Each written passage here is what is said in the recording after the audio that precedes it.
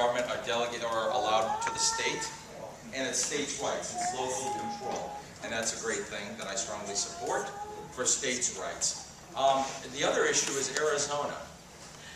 And I really want to give you more an opportunity to vote for me, not against Gary, because I think he's had his time and he's proven why we shouldn't give him another chance. So let me tell you why I hope that you support our campaign.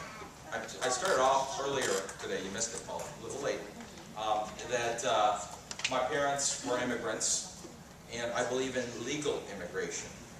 Legal immigration. I don't even believe with the legal immigration that we have here in the United States now. I believe in the way we used to have it in the 70s. But do I support the Arizona law? Yes, I do. As many of you know, it mirrors the United States law, so there should be no problem with that. Number two, I support Arizona's right to defend its border because the United States is failing them and failing the right to enforce the border. But what is the true problem? The true problem is that Mexicans and illegals and all kinds of individuals are coming across the border because of the great dollar. They're taking jobs and being employed by companies that will pay them illegally. I strongly support E-Verify. I strongly support, are you ready for this? English as the primary language of the United States. I strongly support the 10th Amendment of the Constitution. I strongly support legal immigration under the old system of sponsorship, where you didn't come to the United States and expect benefits to be given to you. Gary, I believe you've increased benefits for refugees that come to the United States, and quite frankly, I think we need to worry more about Americans first, in our country first, before we start handing out money to everybody.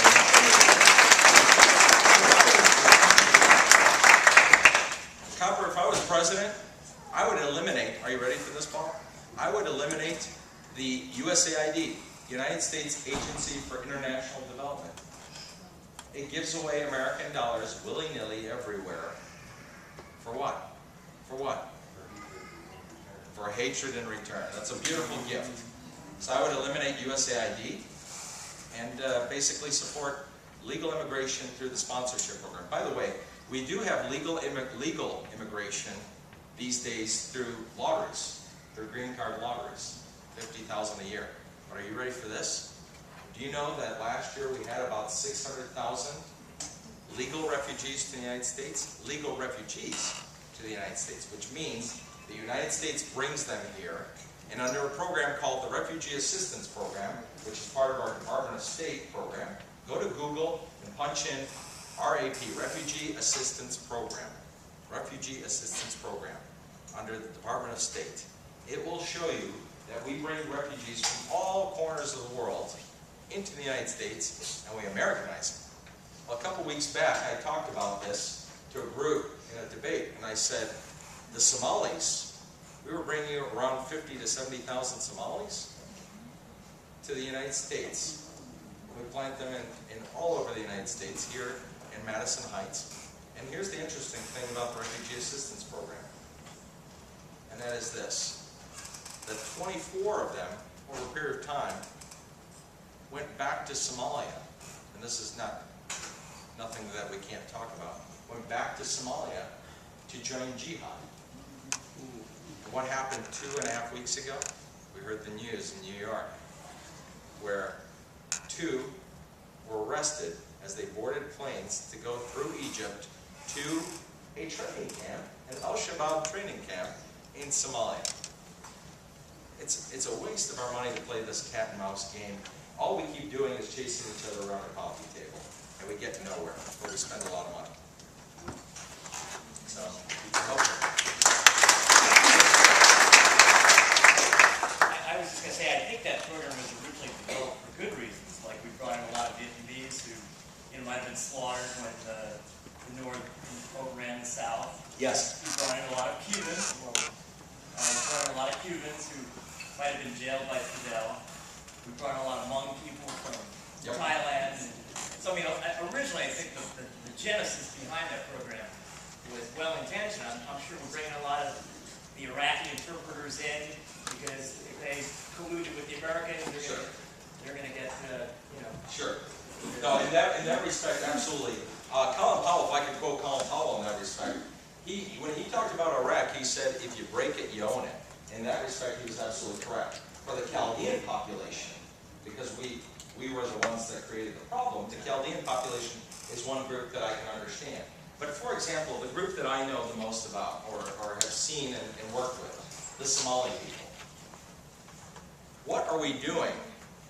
What are we doing there? We should be helping them and training them to win their own battles and make their country better for themselves. Not bringing them to the United States and changing the United States.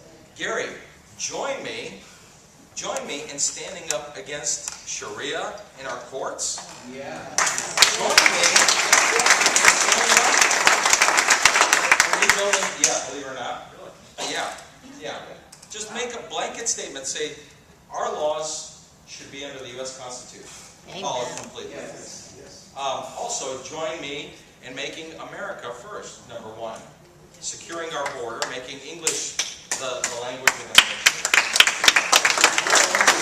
We talk about cutting the deficit. Imagine going to, I know this is a state issue, but imagine going to a Secretary of State's office and getting a driver's license. Do you know you could get a driver's license in, I think it's 83 different languages. You could take your test in 83 different languages.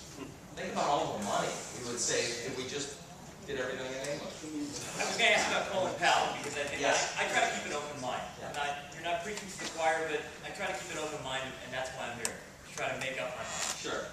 I figure that's how you learn, Sure. by having an open mind. Colin Powell, I think, threw a lot of people a curveball when he endorsed President Obama. He was the darling of George Bush 41, ostensibly a Republican, and all of a sudden he gets on Meet the Press and he says, I'm endorsing Obama. A lot of military people probably admired Colin Powell, just like we all did. Rush Limbaugh, I think, gave Colin Powell a cheap shot and said, well, you know, he did that because it's one African-American endorsing another African-American. I didn't think that was the reason. What did you think about Colin Powell, and why do you think he endorsed Obama?